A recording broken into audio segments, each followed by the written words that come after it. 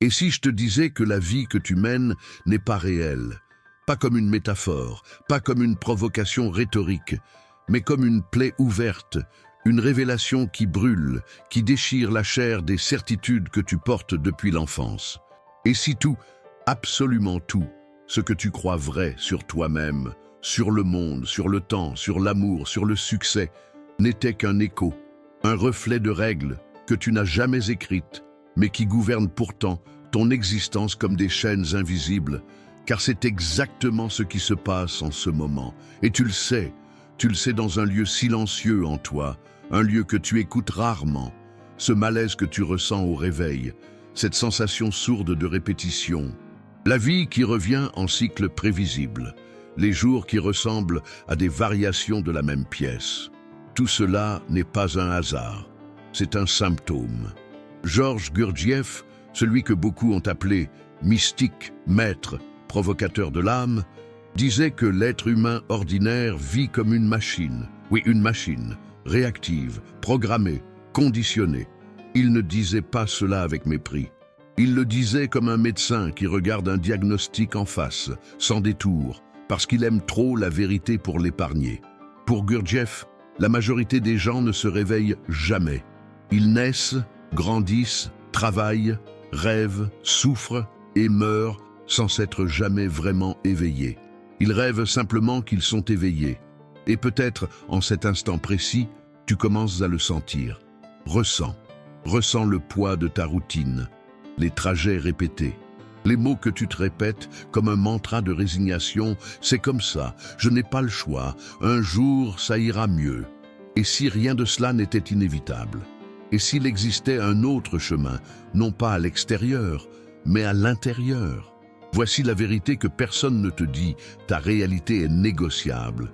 Non, je ne parle pas de pensées positives ou de promesses creuses de gourous des réseaux sociaux. Je parle de quelque chose de plus profond, de plus ancien, de plus dangereux. Je parle de la structure même de ta perception, de la fondation invisible sur laquelle tu bâtis tout ce que tu vis. Tu crois vivre ta propre vie, mais en vérité, tu suis un scénario écrit avant même que tu ne saches parler. Tes croyances, tes peurs, tes rêves, tes limites, tout cela t'a été transmis, inculqué, implanté par l'école, par la famille, par les médias, par la culture. Et tout comme une personne hypnotisée croit être libre, tu crois choisir, alors qu'en réalité tu répètes. Tu répètes, tu répètes. Tu crois devoir travailler des heures épuisantes pour mériter le repos. Tu crois devoir obtenir la reconnaissance pour être digne d'amour. Tu crois devoir attendre le bon moment pour être heureux. Et si je te disais que rien de cela n'est vrai? Et si je te disais que tu peux tout réécrire? L'esprit humain est une machine puissante, mais elle est pilotée par les filtres qu'elle porte en elle. En toi existe une structure appelée le système d'activation réticulaire, en anglais Reticular Activating System, ou RAS. C'est comme un portier de ta conscience. Il filtre ce que tu vois, entends et ressens en fonction de ce que tu crois. Ce n'est pas de l'ésotérisme, c'est de la neurobiologie. Si tu crois que le monde est dangereux, ton RAS cherchera des preuves de cela. Si tu crois que la vie est rare, ton attention sera dirigée vers la rareté. Et si tu crois que tu n'es pas assez bien, ton cerveau confirmera cela chaque jour. Maintenant, arrête-toi et réfléchis. Combien de ces croyances sont vraiment les tiennes? Combien d'idées sur qui tu es, sur ce que tu mérites, sur ce que tu peux accomplir, sont nées de ton expérience directe?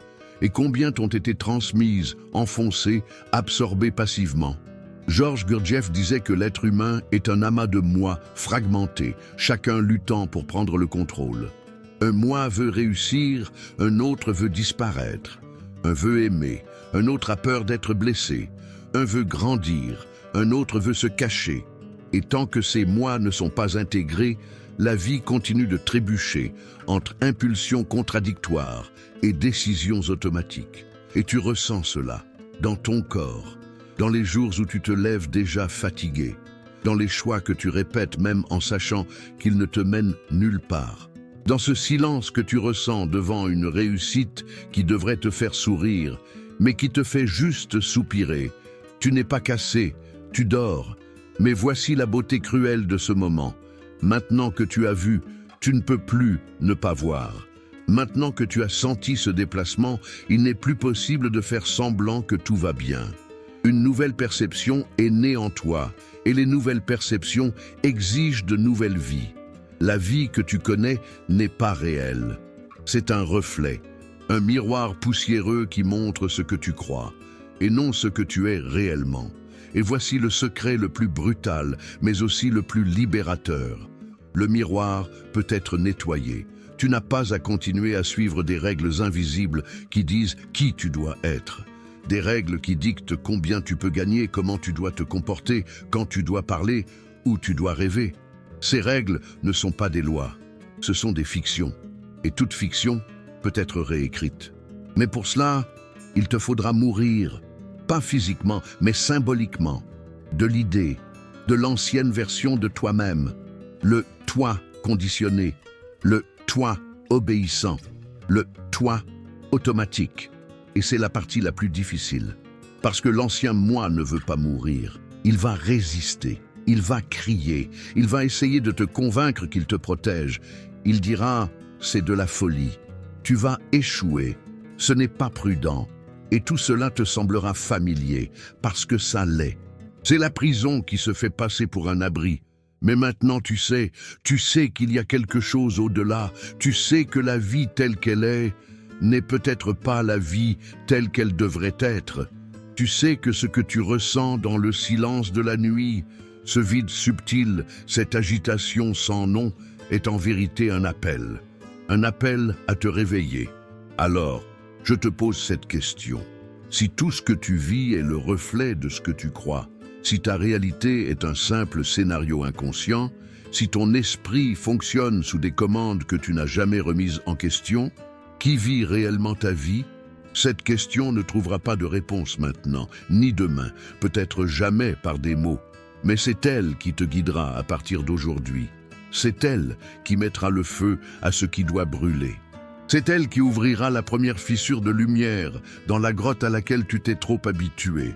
Et si tu as le courage, le vrai courage, tu regarderas cette lumière et tu comprendras.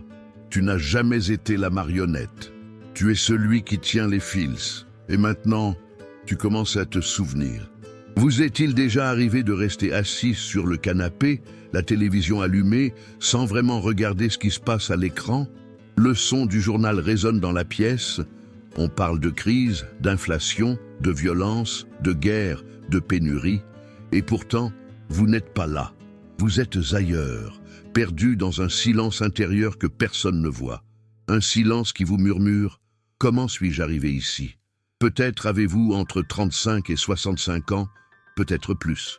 Vous avez déjà vu le monde changer trop vite et vous avez dû ravaler votre frustration de ne pas réussir à suivre. Vous avez perdu des amours, vous vous êtes réinventé, vous avez vécu assez longtemps pour savoir que la vie n'est pas aussi simple que les manuels le promettaient. Vous avez travaillé, pris soin des vôtres, tout fait comme il faut, mais malgré cela, quelque chose manque. Et le plus étrange, c'est que vous n'arrivez même pas à nommer ce que c'est. C'est comme si vous aviez construit une maison dans laquelle vous ne vivez plus vraiment. Vous regardez autour de vous, les murs tiennent debout, il y a à manger sur la table, peut-être même quelqu'un qui vous attend. Mais à l'intérieur, il y a des fissures, une absence qui crie sans bruit, une forme de solitude qui ne vient pas du manque de compagnie, mais du manque de sens. Et c'est là qu'il nous faut parler, avec courage, de ce en quoi vous croyez. Oui, vos croyances. Pas forcément religieuses, mais ces croyances invisibles, celles qui agissent comme un code souterrain et silencieux. Ce que vous savez de vous-même, des autres, de ce qui est possible ou impossible. Peut-être croyez-vous qu'il est déjà trop tard, que la jeunesse est derrière vous, que désormais, il ne reste plus qu'à maintenir ce qu'il reste. Peut-être croyez-vous que le bonheur véritable est pour les autres, pas pour ceux qui portent le poids des responsabilités, des factures, des pertes. Peut-être croyez-vous que les grands changements sont réservés aux plus jeunes, aux plus libres, aux plus courageux. Mais, et si ces croyances n'étaient pas des vérités, mais des filtres? Georges Gurdjieff disait que l'être humain est aveugle à sa propre prison. Il vit comme une machine programmée pour répéter les mêmes comportements, émotions et pensées. Et le plus tragique, il ne s'en rend même pas compte. Parce que la prison est faite d'idées qui paraissent sensées, d'idées héritées, jamais remises en question. Et le filtre principal de cette prison, ce sont les croyances que vous répétez chaque jour sans le savoir. Une femme m'a raconté un jour qu'elle avait toujours rêvé de peindre. Quand elle était jeune, ses yeux brillaient devant une toile blanche. Mais sa mère lui disait « C'est pour les gens qui n'ont rien à faire. Va étudier, ma fille. » Elle a obéi. Elle s'est mariée, a travaillé, a élevé ses enfants. Et maintenant, à 58 ans, veuve, retraitée, avec enfin du temps devant elle, elle regarde une toile vide et dit « J'aimerais, mais je crois que c'est trop tard. » Ce n'est pas un manque de temps. C'est une croyance, une sentence invisible. Il est trop tard. Mais qui a écrit cela et pourquoi y croyons-nous? Un autre homme, 62 ans, ancien vendeur. Il m'a dit, les yeux pleins de mélancolie. J'ai passé toute ma vie à attendre le bon moment pour faire ce que j'aimais. Maintenant que j'ai le temps, je me sens trop vieux pour commencer. Et je lui ai demandé, trop vieux pour vivre? Vous voyez, les croyances ne crient pas, elles chuchotent. Elles ne vous enchaînent pas avec du métal. Elles vous enferment avec des idées que vous ne réalisez même pas avoir acceptées. Vous dites, je ne suis pas doué pour l'argent. Et votre cerveau commence à ignorer les opportunités. Vous dites « je ne suis pas aimé ». Et vous filtrez les gestes d'affection comme s'ils n'existaient pas. Vous dites « ce n'est plus la peine de changer ». Et la vie, obéissante, cesse de vous offrir des possibilités. Car c'est ainsi que fonctionne le cerveau. Il filtre le monde pour confirmer ce que vous croyez déjà. C'est ce qu'on appelle le système d'activation réticulaire, une structure neurologique qui nous empêche de devenir fous face à la surcharge d'informations autour de nous. Il sélectionne ce que vous percevez, et son critère, vos croyances. C'est pourquoi, quand vous croyez que vous êtes invisible, vous commencez à littéralement disparaître des expériences. Quand vous croyez que vous ne pouvez pas être heureux, vous trouvez de la tragédie partout. Quand vous croyez avoir perdu trop de temps, vous commencez à voir le temps comme un ennemi. Mais, et si vous changiez de lentille? Et si vous commenciez à croire, non comme une magie, mais comme une pratique, qu'il y a encore du temps, encore de la puissance, encore de la vie qui bat en vous, peu importe ce qui vous est arrivé jusqu'ici, le divorce, la trahison, le deuil, l'emploi qui vous a vidé pendant des décennies, les rêves que vous avez rangés dans des dossiers invisibles. Rien de cela ne détermine ce qui est possible à partir de maintenant. La seule chose qui le détermine, c'est ce que vous croyez être possible. Et c'est ça, la tragédie cachée de l'âge adulte. On nous a appris à ne plus imaginer. L'avez-vous remarqué? Les enfants inventent des mondes, défitent les règles, dessinent l'avenir avec des crayons de couleur. Les adultes font des tableaux Excel. Ils découpent leurs rêves avec des phrases comme « ça ne paie pas les factures, c'est ridicule, ça ne marchera jamais ». Et si vous écoutez ceci maintenant, c'est que quelque part, en vous, une partie refuse encore d'accepter que tout soit fini. Une partie de vous est encore vivante, elle se souvient, et cette partie a besoin d'espace, elle a besoin de respirer, elle a besoin que vous doutiez de ce qu'on vous a dit. Qui a dit que l'amour s'arrête à un certain âge? Qui a dit que recommencer signifie avoir échoué? Qui a dit que votre histoire devait suivre l'ancien scénario? Georges Gurdjieff disait que le premier pas vers l'éveil, c'est le doute. Pas le doute superficiel, le vrai doute, celui qui fait mal, celui qui fait trembler, celui qui pose la question avec feu dans les yeux. Et si tout ce que je crois n'était qu'un mensonge confortable? Peut-être êtes-vous arrivé jusqu'ici parce qu'en vous, quelque chose a déjà commencé à douter. Parce que cette vieille sensation de résignation ne suffit plus. Parce qu'un murmure, petit mais persistant, vous souffle, ce n'est pas fini. Et si vous l'écoutez, même avec peur, même avec douleur, vous comprendrez que ce n'a jamais été une question de conquérir quelque chose d'immense à l'extérieur. Cela a toujours été une question de retour vers soi, de déterrer ce moi que vous avez enterré pour survivre, de retrouver cette version de vous qui savait rêver, non pas parce qu'elle était naïve, mais parce qu'elle était vivante. Voici la vérité que personne ne dit. Ce que vous croyez construit la réalité que vous habitez.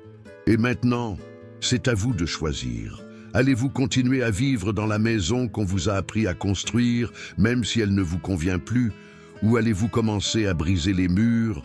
Après tout, à quoi bon vieillir si ce n'est pour enfin vivre vraiment? Et si la réalité était un jeu, pas un jeu banal, mais un jeu secret, silencieux, avec des règles invisibles et des joueurs qui ne savent même pas qu'ils jouent? Un jeu qui commence avant même ta naissance, dont les instructions sont transmises à travers des regards, des phrases innocentes, des traditions répétées.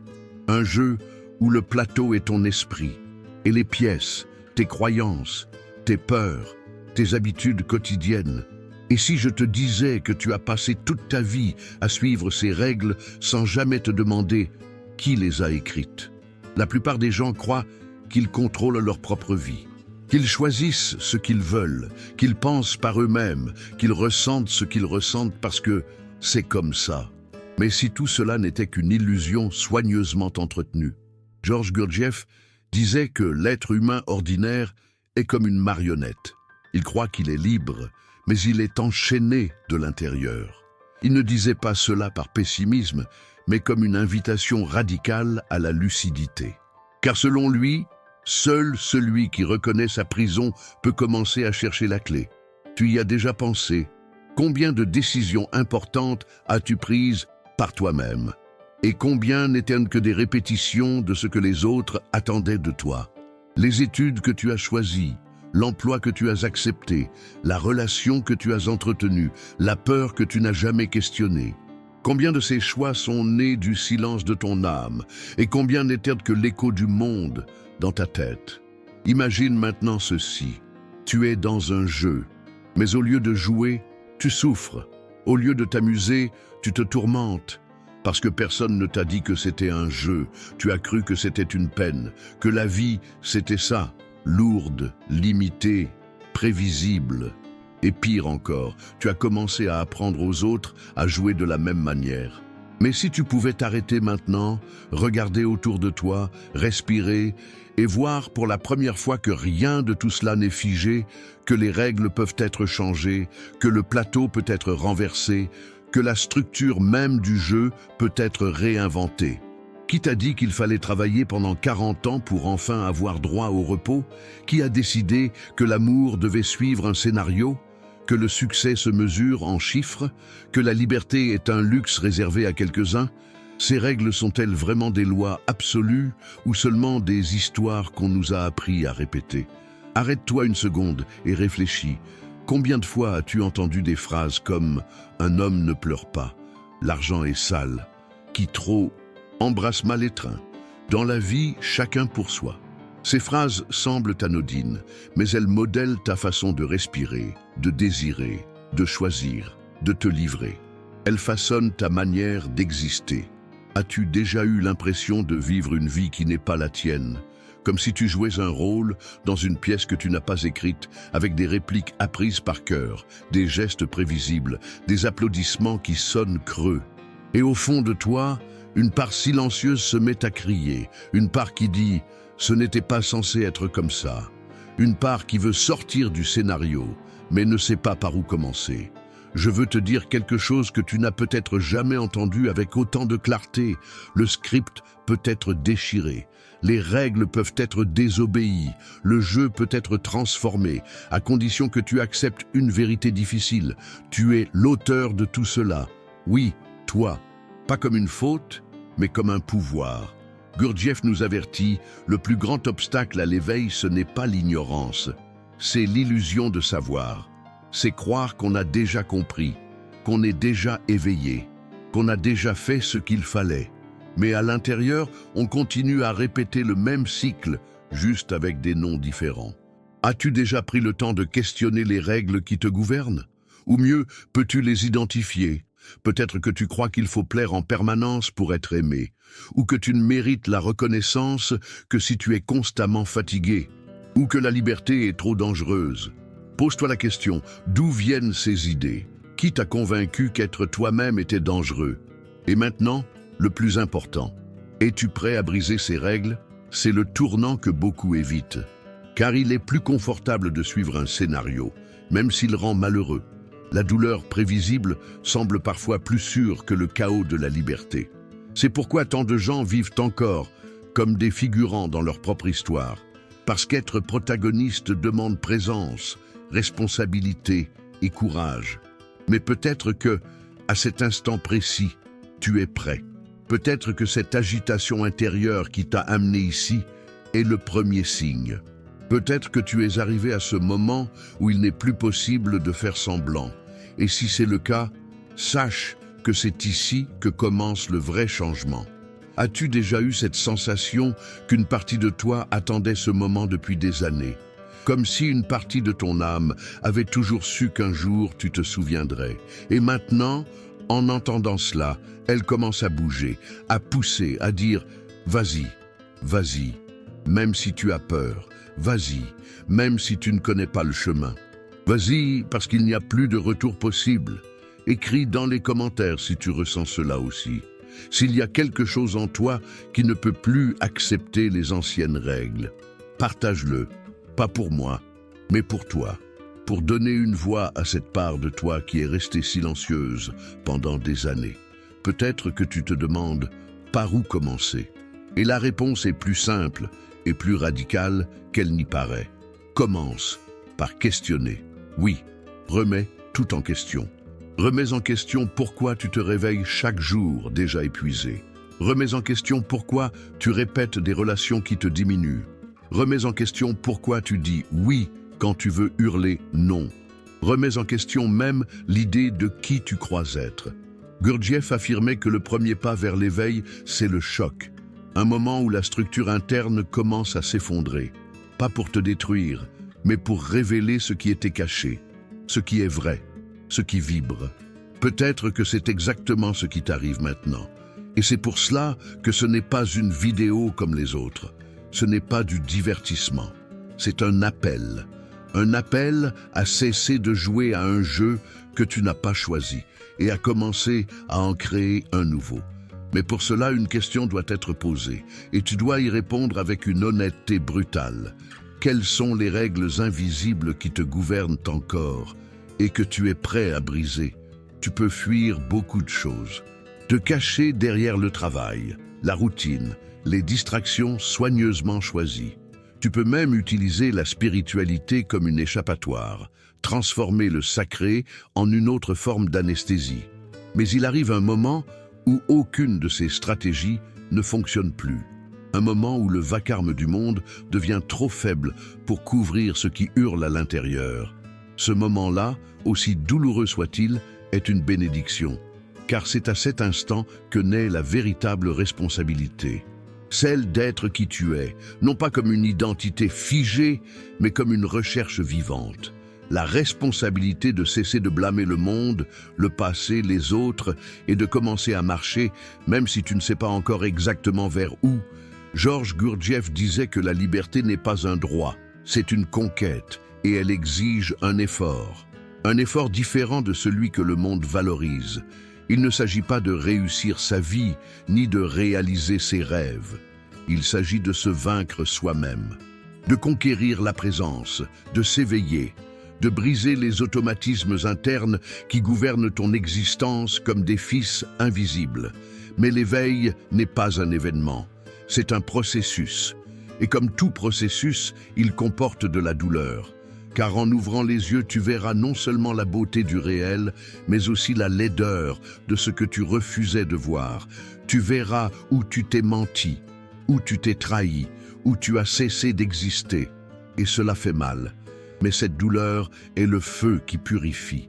C'est le prix de la vraie liberté. Ce que tu fais de cette douleur définit le prochain chapitre de ta vie. Certains se révoltent, d'autres se rendorment, mais il y a ceux qui restent. Les yeux ouverts, le cœur vulnérable, les pieds bien ancrés. Ces rares-là construisent une nouvelle base, une vie guidée non par la peur, mais par l'intention. Non fondée sur le contrôle, mais sur la conscience. Gurdjieff croyait que l'être humain ordinaire vit comme une machine. Mais il croyait aussi qu'en chacun de nous brûle une étincelle silencieuse de quelque chose de plus grand, quelque chose qu'on peut éveiller, nourrir, fortifier, non pas pour devenir meilleur, mais pour devenir plus vrai, plus entier, plus conscient. Et peut-être que tu ressens cela maintenant. Une partie de toi, même infime, a déjà compris qu'il n'y a plus de retour possible, que tu ne veux plus vivre en mode automatique, que tu refuses désormais les vérités toutes faites, les chemins faciles, les rêves hérités. Il y a une soif nouvelle, une faim d'authenticité, de silence intérieur, de sens. Mais attention, cette soif peut facilement être détournée. Le système est rusé. Il t'offrira de nouvelles dépendances déguisées en solutions, de nouvelles distractions camouflées en mission de vie, des promesses d'éveil instantané, des formules miracles, des gourous charismatiques. Ce sont tous des raccourcis, et tous les raccourcis ramènent au sommeil. La seule vraie façon d'avancer est intérieure, et c'est pourquoi l'étape suivante est inévitable. Créer une pratique, une discipline, un plan qui traduise tout cela, les idées, les prises de conscience, les larmes silencieuses, en actions concrètes, car seule l'action transforme, seul le mouvement incarne le changement. Et c'est exactement ce que nous allons construire ensemble dans la partie 6. Un plan d'action, simple mais profond, humain mais sacré, un chemin de petites pratiques quotidiennes qui, pas à pas, vont reconfigurer ta perception, et avec elle, toute ta réalité.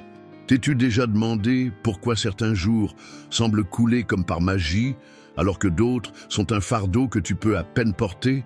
As-tu remarqué qu'il existe des personnes qui, même face à des difficultés immenses, avancent avec légèreté, presque comme si l'univers conspirait en leur faveur, et d'autres, malgré les ressources, le temps, le soutien, vivent enfermés dans des répétitions, épuisés, écrasés par un poids invisible?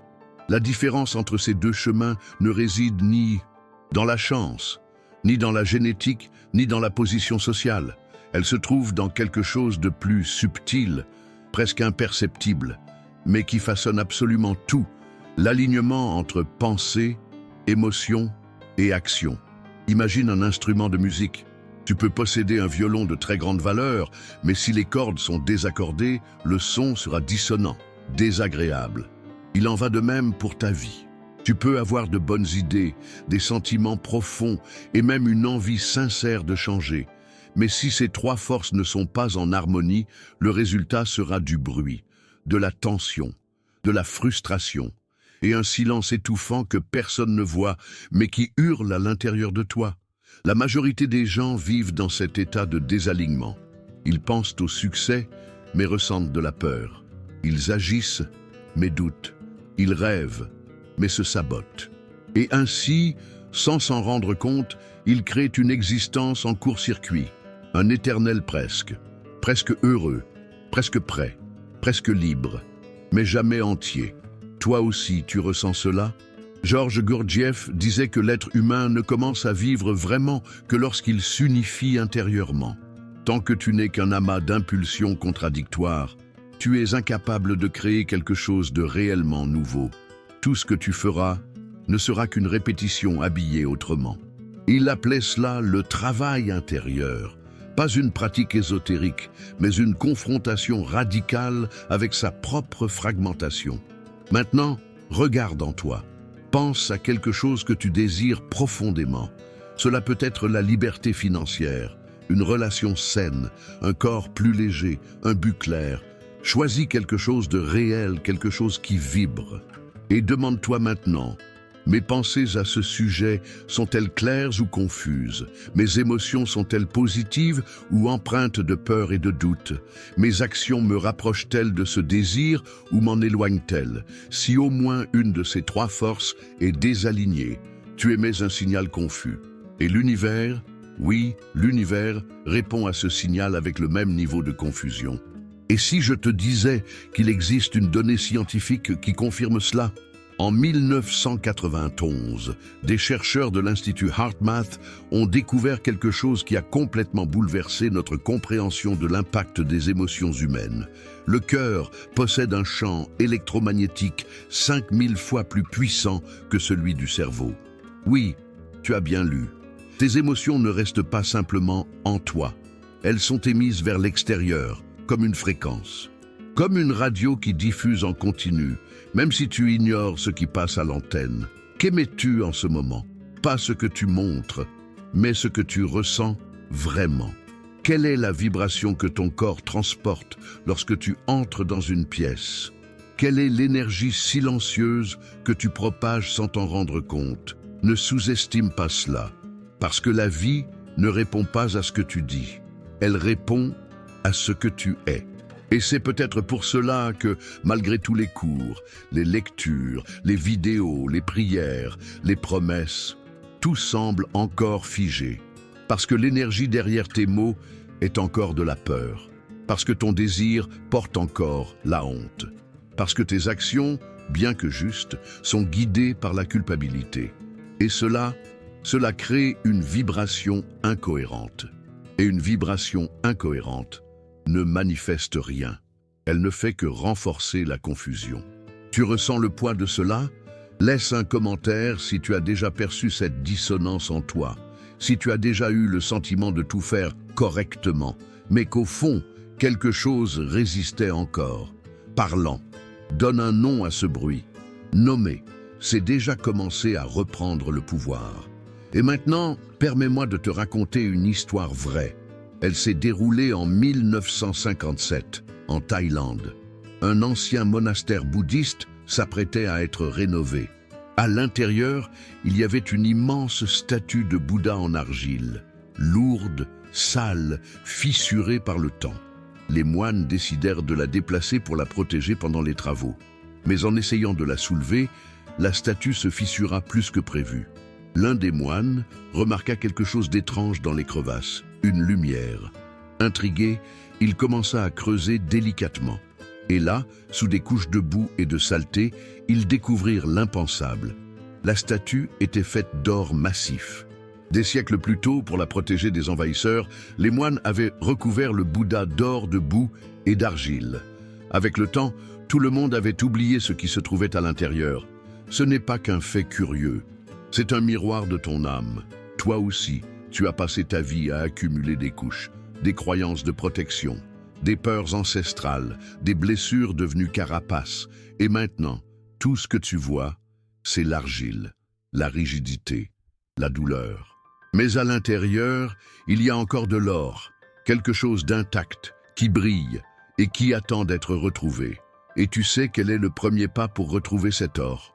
Le silence. Pas le silence de l'absence de bruit, mais le silence de la pleine attention.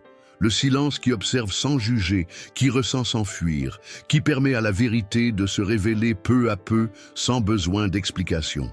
Georges Gurdjieff appelait cela le rappel de soi. La pratique d'être présent dans son propre corps, dans sa respiration, dans l'expérience de l'instant. L'as-tu déjà expérimenté? Rester en silence, les yeux fermés, sentir ton existence sans hâte, sans pression, sans anticipation. Juste être vivant, être présent, être entier, même si ce n'est que pour une minute. Fais-le maintenant si tu peux. Respire profondément. Sens le poids de ton corps. Observe les tensions. Perçois ce qui bouge en toi, sans chercher à changer. Observe simplement. Sois témoin, permets. C'est le début de l'alignement. C'est ici que la pensée retrouve l'émotion, que l'émotion guide l'action, que le corps devient temple, que l'âme cesse de hurler, car enfin, quelqu'un écoute, toi. Et lorsque cela se produit, quelque chose change, pas à l'extérieur, mais à l'intérieur, et en conséquence, tout autour commence à répondre. Pas de manière magique ou instantanée, mais comme un écho, un reflet, une danse. Et c'est pourquoi maintenant tu dois te poser ces questions. Quelles pensées occupent mon esprit chaque jour? Quelles émotions sont réprimées dans ma poitrine? Quelles actions suis-je en train de poser qui trahissent ce que je suis vraiment? Écris. Réfléchis, partage si tu en ressens l'élan, parce que chaque mot que tu libères est un morceau d'argile qui tombe. La vérité, c'est qu'il n'existe pas de chemin en dehors de l'alignement. Tu peux fuir, chercher des raccourcis, changer de pays, de partenaire, de travail, de coiffure, mais si tu ne changes pas la fréquence que tu émets, tu continueras à attirer des versions différentes du même vide. Tu n'es pas ici par hasard. Tu es ici parce qu'il y a en toi quelque chose qui refuse de continuer à vivre une vie sans vibration. Quelque chose en toi qui, même épuisé, cherche encore. Quelque chose en toi qui, malgré les blessures, veut encore s'épanouir. Cette partie est réelle, et elle est plus vivante que jamais. Tu la ressens? Alors ne renonce pas maintenant, ne recule pas, parce que chaque pas que tu fais vers ton propre centre est un pas qui fait tourner tout l'univers dans une nouvelle direction. Et si ta réalité actuelle n'était qu'un reflet vibratoire, que choisis-tu d'émettre à partir d'aujourd'hui? Vielleicht hast du es noch nicht bemerkt, aber etwas in dir hat bereits begonnen, sich zu verändern. Es war kein Knall, keine spektakuläre Offenbarung. Es war eine subtile Vibration, eine stille Verschiebung in der Achse deiner Wahrnehmung. Als hätte die Welt um dich herum plötzlich ein wenig von der Kontrolle verloren, die sie einst über dich hatte. Als hätte sich ein kleiner Spalt geöffnet und zum ersten Mal siehst du dich selbst nicht mehr als Opfer der Umstände, sondern als Autor deines eigenen Weges. Das ist der Anfang der Transformation. Aber hier ist eine Wahrheit, die nur wenige auszusprechen wagen. Transformation ist keine Magie. Sie ist Praxis, sie ist emotionale Disziplin, sie ist tägliches Kultivieren. Die Einsicht ist der Funke, aber ein neues Leben entsteht nur, wenn du lernst, das Feuer zu hüten. Und genau das werden wir jetzt tun, denn dieses Video endet nicht hier. Es beginnt hier. Du musst die Welt nicht heute verändern, aber du musst beginnen, einen Faden zu bewegen. Eine kleine Geste, mit Absicht wiederholt, hat die Kraft, eine neue Realität zu schaffen. Gurdjieff sagte, dass die wahre, spirituelle Arbeit im gewöhnlichen Leben beginnt. Beim Abwaschen, beim Beobachten von Emotionen, beim Blick in die Augen. Nichts muss außergewöhnlich sein, aber alles muss mit Präsenz geschehen. Hier ist dein Plan. Einfach, tief, transformierend. Erstens, Aufwachritual 5 Minuten nach dem Erwachen. Sobald du am Morgen die Augen öffnest, noch bevor du dein Handy nimmst oder dich in die Anforderungen des Tages stürzt, halte inne, atme tief ein und frage dich, wie möchte ich mich heute fühlen? Dann wähle ein Gefühl, Dankbarkeit, Mut, Klarheit, Liebe. Stell dir deinen Tag vor, wie du ihn aus diesem Gefühl herauslebst.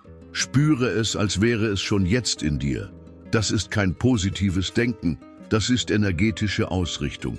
Du gibst deinem Körper eine neue Frequenz, mit der der Tag beginnt. Zweitens, das Schreiben der Wahrheit, 10 Minuten morgens oder abends. Nimm dir ein Notizbuch und schreibe frei auf, was du gerade fühlst. Ohne Zensur, ohne schön oder richtig sein zu wollen. Schreib einfach. Vielleicht kommen anfangs nur lose, wirre Sätze. Das ist okay. Mach weiter. Dann frage dich nach einigen Minuten, was glaube ich heute über mich? Schreibe diesen Glaubenssatz auf und darunter schreibe eine neue Version davon. Zum Beispiel, ich bin nicht gut genug.